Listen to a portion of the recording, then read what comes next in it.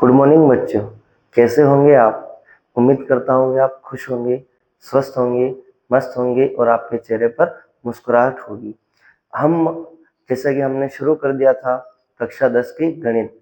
इससे पहले मैंने चैप्टर नंबर 2 के कुछ वीडियो डाले थे और आज मैं आपके लिए स्टार्ट करने जा रहा हूँ कक्षा 10 में गणित में चैप्टर नंबर 3, जिसका नाम है दो चर वाले रैखिक समीकरण। इसका नाम क्या है? दो चर वाले रैखिक समीकरण। क्या नाम है बच्चों चैप्टर का? दो चर वाले रैखिक समीकरण युग्म। तो चैप्टर नंबर 3 का नाम है आपके दो चर वाले रैखिक समीकरण युग्म। दो चर वाले रैखिक समीकरण युग्म। तो कौन सा चैप्टर स्टार्ट कर रहे हैं आज हम? चैप्टर नंबर 3, जिसका नाम क्या है? दो चर वाले रैखिक समीकरण युग्म। देखो, सबसे पहले अपने इस चैप्टर के नाम को समझते हैं। देखो, नाम में क्या लिखा हुआ है? दो चर, यानी कि चर कितने होंगे? दो। और चर किसे कहते हैं? तो वे राशियां जिनके मान में परिवर्तन होता है क्या कहलाता है? चर। तो इसमें कितने चर होंगे? दो। और दो चर वाला क्या है? रैखिक समीकरण। क्या है ये? रैखिक समीकरण। और रैखिक बहुपद तो अपन पढ़ चुके हैं कि एक घात वाले बहुपद को क्या कहेंगे अपन? रैखिक बहुपद। लेकिन यहाँ पर क्या है? रैखिक समीकरण। और युग्म का मतलब क्या होता है? दो। यानी कि इसमें समीकरण कितनी होगी? तो दो। और चर भी कितने होंगे? दो। सबसे पहले अपन बात करते हैं रैखिक समीकरण की। ये रैखिक समीकरण क्या होता है? तो सबसे पहले आज अपन स्टार्ट करेंगे रैखिक समीकरण। रैखिक समीकरण सबसे पहले अपन स्टार्ट करेंगे रैखिक समीकरण कि रैखिक समीकरण किसे कहते हैं। तो सिंपल है, देखो, रैखिक समीकरण यानी कि ऐसा समीकरण जिसमें उपस्थित चर की घात कितनी हो? एक। वो क्या कहलाएगा? आपके रैखिक समीकरण। तो लिखना है इसमें ऐसा समीकरण,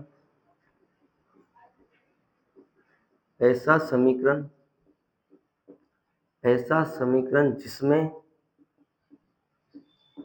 ऐसा समीकरण जिसमें उपस्थित, ऐसा समीकरण जिसमें उपस्थित चर की घात, चर की घात एक हो। चर की घात कितनी हो? एक हो। क्या कहलाएगा? रैखिक समीकरण। रैखिक समीकरण कहलाता है। रैखिक समीकरण कहलाता है।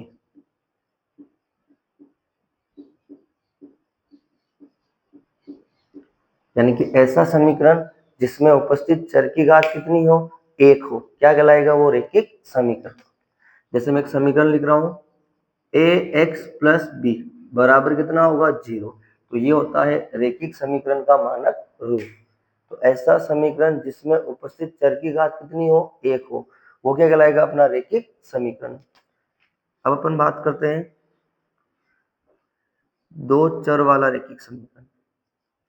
किसकी बात करते हैं अपन? दो चर वाला रैखिक समीकरण। जब दो चर वाला रैखिक समीकरण किसे कहेंगे? दो चर वाला रैखिक समीकरण। देखो, नाम में लिखा हुआ है चर कितने होंगे? दो चर। और रैखिक समीकरण यानी कि उसकी घात कितनी होगी? एक। यानी कि दो चर वाला रैखिक समीकरण किसे कहेंगे? तो ऐसा समीकरण जिसमें उपस्थित चर की घात कितनी हो? एक। और चर भी कितने उपस्थित होंगे? दो। तो इसमें क्या होगा? जब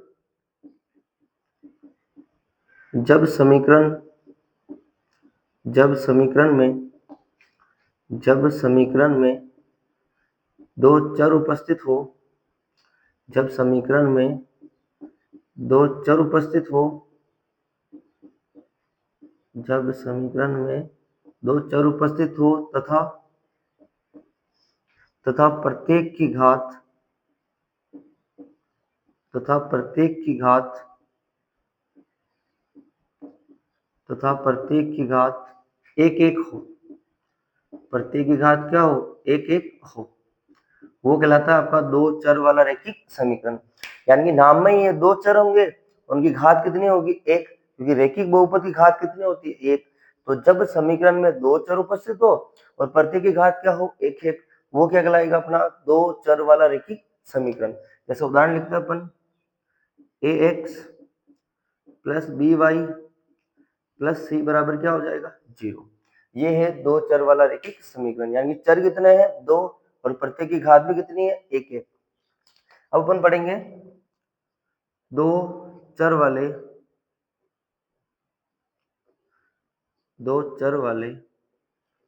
रैखिक समीकरण, दो चर वाले रैखिक समीकरण युग्म, दो चर वाले रैखिक समीकरण युग्म का मानक रूप। क्या पढ़ेंगे बच्चों अपन? इसका मानक रूप। चाहे आप इसका मानक रूप बोल दो, चाहे क्या बोलते हो इसको? व्यापक रूप, मानक रूप। तो अपन पढ़ेंगे दो चर वाले रैखिक समीकरण युग्म का मानक रूप। किसका मानक रूप क्या होगा? देखो दो चर, सबसे पहले देखो नाम में लिखा हुआ है दो चर, तो चर कितने होंगे? दो। रैखिक यानी कि घात कितनी होगी? एक एक। युग्म यानी कितने समीकरण होंगे? दो। तो देखो मानक रूप क्या होगा? पहली समीकरण का होगा a1x plus b1y plus c1 बराबर 0। यह है पहली समीकरण का मानक रूप। अब एक समीकरण और होगी, क्योंकि समीकरण युग्म है, यानी युग्म का मतलब कितना है? दो समीकरण होगी। तो एक और समीकरण हो जाएगी आपके a2x plus b2y plus c2 बराबर कितना हो जाएगा? 0। ये होता है दो चर वाले रैखिक समीकरण युग्म का मानक रूप। अब यहाँ देखो ये a1 b1 c1 a2 b2 c2, ये जो सब है ना, ये होता है वास्तविक संख्याएं। ये क्या होती है? वास्तविक संख्याएं होती है। ये होगी आपके वास्तविक संख्याएं। और यहाँ देखो एक्स वाई क्या है? ये एक्स वाई जो है ये चर है। क्या है ये? चर। तो ये होता है अपना दो चर वाले रैखिक समीकरण युग्म का मानक रूप। एक बार वापस देखते हैं अपन। अपन पढ़ रहे हैं कक्षा 10 का चैप्टर नंबर 3, जिसका नाम है दो चर वाले रैखिक समीकरण युग्म। सबसे पहले पढ़ा अपन ने रैखिक समीकरण, ऐसा समीकरण जिसमें उपस्थित चर की घात कितनी हो? एक, वो कहलाता है अपना रैखिक समीकरण। फिर पढ़ा अपन ने दो चर वाला रैखिक समीकरण, जब समीकरण में दो चर उपस्थित हो और प्रत्येक की घात कितनी हो? एक एक, तो वो कहलाता है अपने दो चर वाला रैखिक समीकरण। फिर पढ़ा अपन ने दो चर वाले रैखिक समीकरण युग्म का मानक रूप। और मानक रूप क्या होगा? a1x plus b1y plus c1 बराबर 0, a2x plus b2y plus c2 बराबर क्या होगा? 0। जहाँ a1 b1 c1 a2 b2 और c2 क्या है? वास्तविक संख्या है, और xy क्या है? चर। अब पढ़ेंगे बच्चों अपन, जब इस अपन दो चर वाले रैखिक समीकरण युग्म का जब ग्राफ बनाएंगे, तो ग्राफ में अपने को ग्राफ कैसा प्राप्त होगा? किसी रेखाएं प्राप्त होगी, और कितनी रेखाएं प्राप्त होगी अब अपन ये पढ़ेंगे।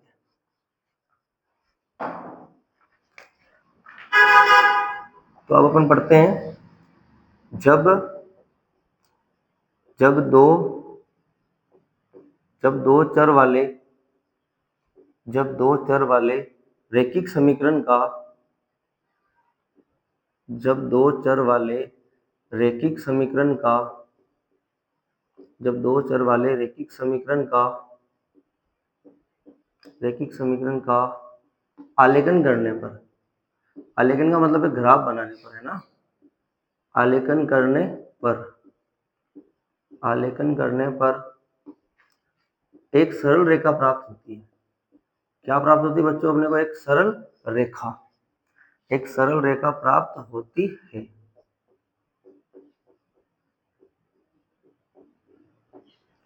क्या प्राप्त होगी बच्चों? अपने को एक सरल रेखा प्राप्त होती है। यानी कि जब अपन दो चर वाले रैखिक समीकरण का ग्राफ बनाएंगे, आलेख बनाएंगे, तो कौन सी रेखा प्राप्त होगी अपने को? सरल रेखा। लेकिन अपन क्या पढ़ रहे हैं? दो चर वाले रैखिक समीकरण युग्म, यानी कि युग्म का मतलब कितना होगा? दो। यानी कि अब अपने पास समीकरण कितनी होगी? दो। तो दो समीकरण का ग्राफ में रेखाएं कितनी प्राप्त होगी? दो। लिखना अतः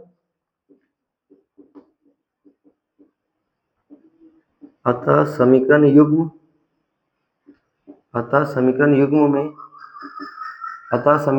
में दो सरल रेखाएं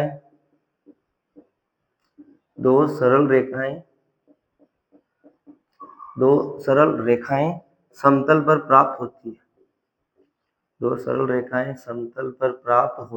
है।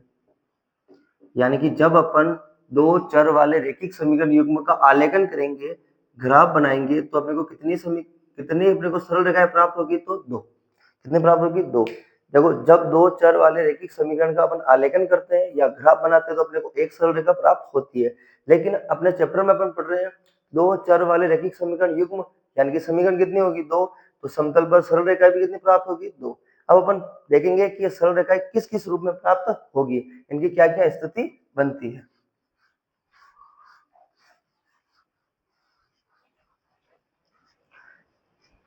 इसमें एक तो अपन सारणी बना देते हैं, तो अपन इसमें पढ़ेंगे क्रम संख्या, एक पढ़ेंगे हम इसमें अनुपातों की तुलना, क्रम संख्या, और एक पढ़ेंगे हम इसमें अनुपातों की तुलना, अनुपातों की तुलना। फिर देखेंगे अपन इसका बीजगणितीय रूप,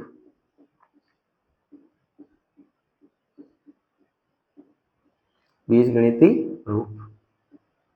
फिर देखेंगे अपन इसका ग्राफीय रूप, कि इसका ग्राफीय रूप कैसा होगा। और फिर देखेंगे अपन इसमें संगत है या असंगत, समीकरण युग्म क्या है, संगत है या असंगत, संगत है या असंगत। देखो सबसे पहले अपन पहली कंडीशन की बात करते हैं। जब अपन इसके मानक रूप पढ़े अपन ने a1x b1y प्लस c1 बराबर 0, a2x plus b2y plus c2 बराबर 0। अपन उसमें अनुपातों क्या करेंगे, तुलना। जैसे सबसे पहले अपन a1 बटा a2 निकालेंगे, फिर निकालेंगे अपन b1 बटा b2, और अगर इन दोनों का मान बराबर नहीं आए, अगर इन दोनों का मान बराबर नहीं आए, जैसे मान लो a1 बटा a2 का मान है 2, b1 बटा b2 का मान है 3, तो दोनों मान बराबर नहीं है, तो इस कंडीशन में जो ग्राफीय रूप होगा वो होगा अपना प्रतिच्छेद। क्या होगा, प्रतिच्छेद, यानी कि समतल पर जो सरल रेखाएं प्राप्त होगी ना, वो एक दूसरे को प्रतिच्छेद करेगी। क्या करेगी, एक दूसरे को प्रतिच्छेद करेगी, एक बिंदु पर क्या करेगी, एक दूसरे को प्रतिच्छेद करेगी। तो इसका बीजगणितीय रूप क्या होगा, अगर a1 बटा a2 और b1 बटा b2 का मान बराबर नहीं होगा, इसका मतलब ग्राफ में दोनों रेखाएं एक दूसरे को एक बिंदु पर क्या करेगी, प्रतिच्छेद। और जब दोनों रेखाएं एक बिंदु पर प्रतिच्छेद करेगी तो उसका बीजगणितीय रूप क्या होगा, उसका हल कितना होगा, तो उसका अद्वितीय हल होगा। क्या हल होगा, उसका अद्वितीय हल होगा। और अद्वितीय हल का मतलब होता है केवल एक हल। कितना हल प्राप्त होगा, केवल एक हल, उसका केवल एक हल प्राप्त होगा। अद्वितीय मतलब इसका कोई दूसरा हल नहीं हो, तो कितना हल होगा, केवल एक हल। और जब भी हल आएगा तो उसकी कंडीशन क्या हो जाएगी, संगत। क्या हो जाएगी, संगत। जब जब हल आएगा कंडीशन संगत, जब हल नहीं आएगा तो असंगत। दूसरी कंडीशन की बात करते हैं अपन, जब अपन a1 बटा a2 का मान निकालेंगे, फिर अपन b1 बटा b2 का मान निकालेंगे, और फिर अपन जब इन दोनों का मान बराबर आ जाए, जब a1 बटा a2 का मान और b1 बटा b2 का मान बराबर आ जाए, मान लो a1 बटा a2 का मान 1 आया, b1 बटा b2 का मान भी 1 आया, जब दोनों बराबर है तो फिर आपको c1 बटा c2 भी निकालना पड़ेगा। तो फिर अपन निकालेंगे c1 बटा c2। और जब इन तीनों का ही मान बराबर आ जाए, जैसे a1 बटा a2 का मान 1 आया, b1 बटा b2 का मान 1 आया, c1 बटा c2 का मान 1 आया, जब तीनों का ही मान बराबर हो, तब वहां ग्राफ में दोनों रेखाएं क्या होगी, एक दूसरे के ऊपर स्थित होगी। क्या होगी, एक दूसरे के ऊपर स्थित होगी, और इसको बोलते हैं संपाती। क्या बोलते हैं इसको, संपाती। यानी कि दोनों रेखाएं एक दूसरे के ऊपर आ जाएगी। और जब संपाती होगी तो बहुत सारे बिंदु, दोनों रेखा एक दूसरे के ऊपर है, यानी कि इसमें बहुत सारे बिंदु है, तो इसका हल होगा अपरिमित रूप से अनेक हल।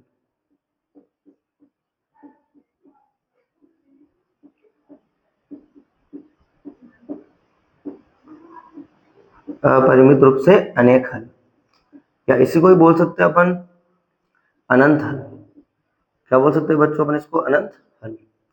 और जब इसमें हल आए तो कंडीशन कैसे होगी, संगत, लेकिन संगत में भी आश्रित होगी, क्योंकि दोनों रेखा एक दूसरे के ऊपर स्थित है, यानी कि दोनों रेखा एक दूसरे के ऊपर निर्भर है। तो यहाँ संगत कैसा होगा, आश्रित संगत। कैसा होगा, यहाँ पर आश्रित संगत होगा। अब अपन बात करते हैं तीसरी कंडीशन कि जब अपन a1 बटा a2 का मान निकालेंगे, फिर अपन मान निकालेंगे b1 बटा b2 का मान निकालेंगे, जब इन दोनों का मान बराबर आ गया तो फिर अपन क्या निकालेंगे, c1 बटा c2। लेकिन जब c1 बटा c2 का मान बराबर नहीं आया, जैसे a1 बटा a2 का मान 1 आया, b1 बटा b2 का मान भी 1 आया, लेकिन c1 बटा c2 का मान 2 आ गया, यानी कि शुरू के दो बराबर है लेकिन तीसरे के बराबर नहीं है, तो इसको बोलते हैं अपन समांतर। क्या बोलते हैं अपन इसको, समांतर। समांतर का मतलब है दोनों जब ग्राफ बनाएंगे ना, तो दोनों रेखाएं एक दूसरे के क्या होगी, समांतर स्थित होगी, यानी कि दोनों रेखाएं एक दूसरे को प्रतिच्छेद नहीं करेगी। अब दोनों रेखाएं एक दूसरे को प्रतिच्छेद नहीं करेगी तो उसका बीजगणितीय रूप क्या होगा, कोई हल नहीं, कोई हल नहीं। तो समांतर वाली कंडीशन में कोई हल नहीं होता है, कोई हल नहीं होगा। और जब कोई हल ही नहीं होगा तो यह कंडीशन कैसे हो जाएगी, असंगत। क्या हो जाएगी, असंगत। तो बच्चों अपन ने पढ़ा है जब अपन दो चर वाले रैखिक समीकरण युग्म में अपन ग्राफ बनाएंगे, आलेखन करेंगे, तब रेखाएं समतल पर कैसे प्राप्त होगी। पहली कंडीशन में जब अपन a1 बटा a2 b1 बटा b2 का मान निकालेंगे, जब दोनों का मान बराबर नहीं आए तो वहां वो रेखाएं समतल पर एक दूसरे को एक बिंदु पर क्या करेगी, प्रतिच्छेद करेगी। तो वह हल क्या होगा, अद्वितीय हल, यानी केवल एक हल होगा, क्योंकि वो केवल एक बिंदु पर प्रतिच्छेद करती है। और जब भी हल होगा तो संगत या असंगत में क्या हो जाएगा, संगत। फिर अपन वापस a1 बटा a2 का मान निकालेंगे, b1 बटा b2 का मान निकालेंगे। जब दोनों बराबर नहीं आए तो प्रतिच्छेद होता है, लेकिन जब दोनों बराबर आ जाए तो फिर अपने को c1 बटा c2 भी निकालना है। और जब तीनों का मान बराबर आ जाए तो दोनों, जब समतल में दो, जब ग्राफ बनाएंगे ना अपन, तो समतल में जो दो रेखाएं प्राप्त होगी ना, दोनों एक दूसरे के ऊपर प्राप्त होगी, और इसको कहेंगे अपन समपाती। और यहाँ देखो दोनों रेखाएं एक दूसरे के ऊपर स्थित है, तो बहुत सारे बिंदु आपस में मिल रहे हैं, तो हल क्या होगा, अपरिमित रूप से अनेक हल, जैसे कोई बोलते हैं अपन अनंत हल। और यहाँ रेखाएं एक दूसरे के ऊपर स्थित है, इसलिए बोलेंगे इसको आश्रित संगत। तीसरी कंडीशन, जब अपन a1 बटा a2 का मान और b1 बटा b2 का मान निकालेंगे, जब दोनों मान बराबर आए तो फिर अपन c1 बटा c2 का मान निकालेंगे। लेकिन जब c1 बटा c2 का मान बराबर नहीं आए तो दोनों रेखाएं क्या होगी, समांतर।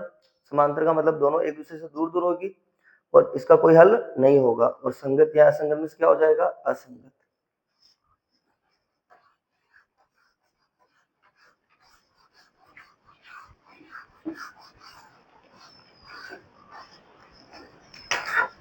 हम पढ़ेंगे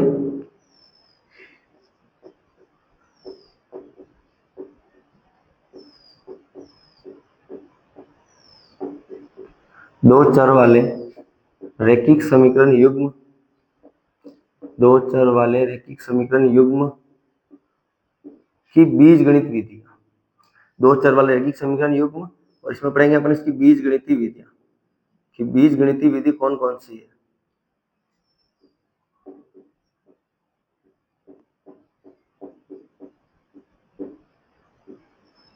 बीजगणितीय विधि देखो, इसकी वैसे हालांकि होती तो चार विधियां हैं।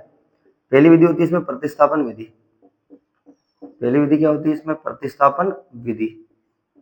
पहली विधि होती है इसमें प्रतिस्थापन विधि, और दूसरी विधि होती है इसमें विलोपन विधि।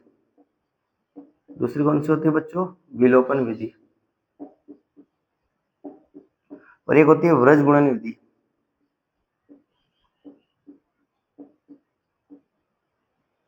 एक होती है इसमें व्रज गुणन विधि, और एक होती है आपकी आलेख विधि, ग्राफी विधि।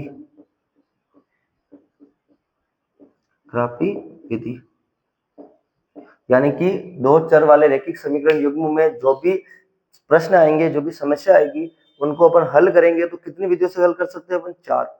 एक तो प्रतिस्थापन विधि, एक विलोपन विधि, एक व्रज गुणन विधि, और एक क्या है, ग्राफी विधि। लेकिन ध्यान देने की बात यह है, आपका जो सिलेबस है उस सिलेबस में केवल प्रतिस्थापन विधि और विलोपन विधि ही अपने सिलेबस में है। मतलब अपनी बुक में जो है ना, आपके जो एग्जाम में है ना, केवल आपकी दो ही विधियां दे रखी है, एक तो प्रतिस्थापन विधि और एक विलोपन विधि। लेकिन आपके सिलेबस में व्रज गुणन विधि और ग्राफी विधि नहीं दे रखी है। तो आपको बस क्या क्या पढ़ना है, एक तो प्रतिस्थापन विधि और एक विलोपन विधि। और प्रतिस्थापन विधि और विलोपन विधि करने से पहले अपन कुछ बेसिक प्रश्न करेंगे जो आपके एग्जाम में एक एक नंबर का पूछता है।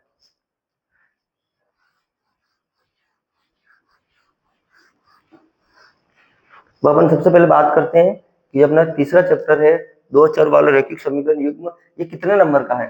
ये जो चैप्टर है ना आपके टोटल 4 अंक का है। कितने अंक का है, 4 अंक का है। और इससे प्रश्न कितने आते हैं, तो 3 प्रश्न आते हैं आपके। 2 प्रश्न तो आएंगे आपके एमसीक्यू के, यानी कि बहुविकल्पी प्रश्न आएंगे, और ये आएंगे आपके 2 प्रश्न आएंगे और दोनों ही एक एक नंबर के होंगे। और इसके अलावा एक प्रश्न आएगा आपके 2 नंबर का, वो आएगा आपके लघुरात्मक प्रश्न। क्या आएगा आपके, लघुरात्मक प्रश्न।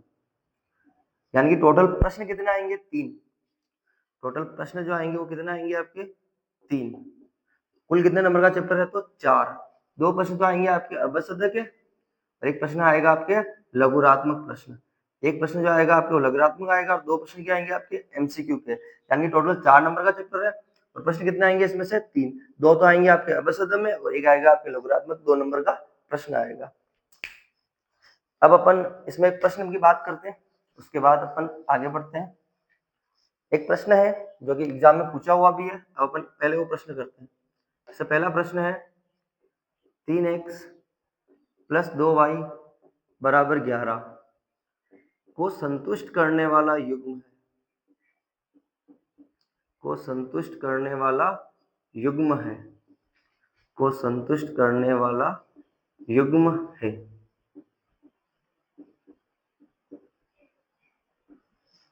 पहला ऑप्शन है 1,4, दूसरा ऑप्शन है आपके 2,1,